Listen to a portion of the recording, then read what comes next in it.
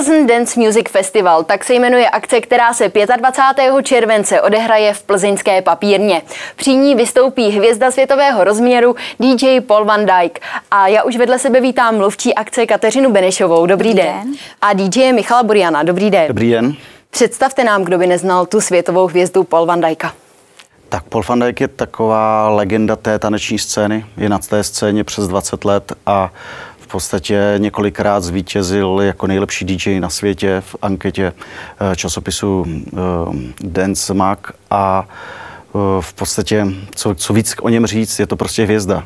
Představte nám akci jako takovou. Co je to za akci a na co se mohou lidé těšit? Akce se bude konat v Plzni poprvé. Návštěvníci se můžou těšit na velkolepou akci, která si myslím, že v Plzni ještě v tomto formátu nebyla. Jako hlavní hvězdu uvítají Paul van Dyka. Můžou se těšit také na zde přítomného Michala Buriana, ale také na svou návštěvou potěší vlastně Michal Poliak a Tom Kraft. Nebude chybět ani DJ Sun, který v současné době spolupracuje na novém albu s Paul van Dykem a můžete se těšit také na Chrise Sadlera. Jak náročné bylo sem hvězdu takového rozměru dostat do Plzně? Tak samozřejmě to nebylo úplně jednoduché. My jsme hrozně rádi, že se nám to povedlo a že právě taková hvězda, jako je Paul van Dyk, se rozhodl zúčastnit se takového festivalu, jako je právě Plzeň Dance Music Festival. Paul van Dyk samozřejmě má mnoho nabídek od mnoha festivalů, také i na různé vystoupení v nejlepších klubech na světě. Takže si velice vážíme, že právě se rozhodl, že se zúčastní Plzeň Dance Festivalu, který se bude konat 25. července v Papírnách v Plzni.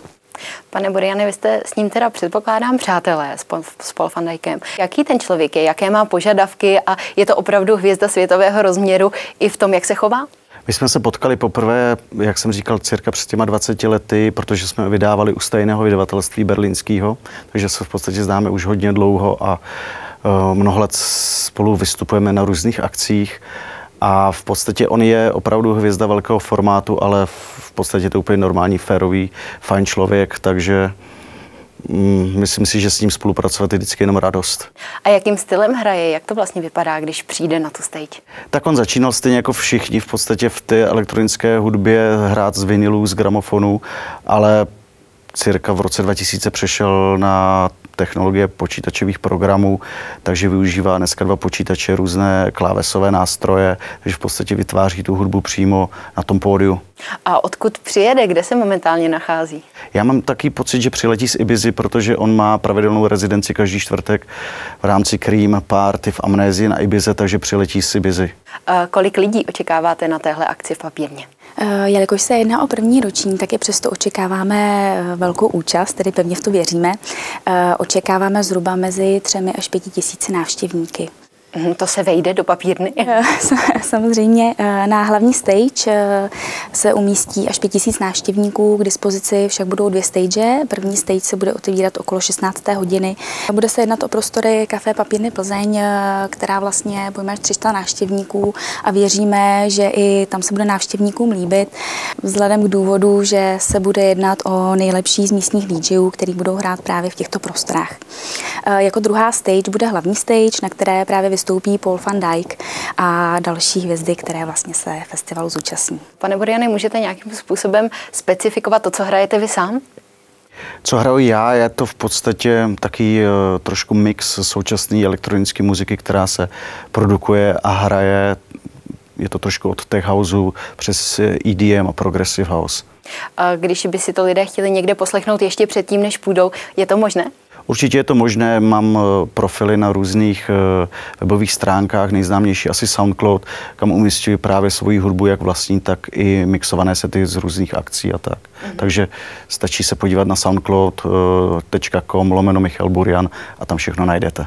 Vy jste proslul remixem Vltava. Plánujete ještě něco dalšího?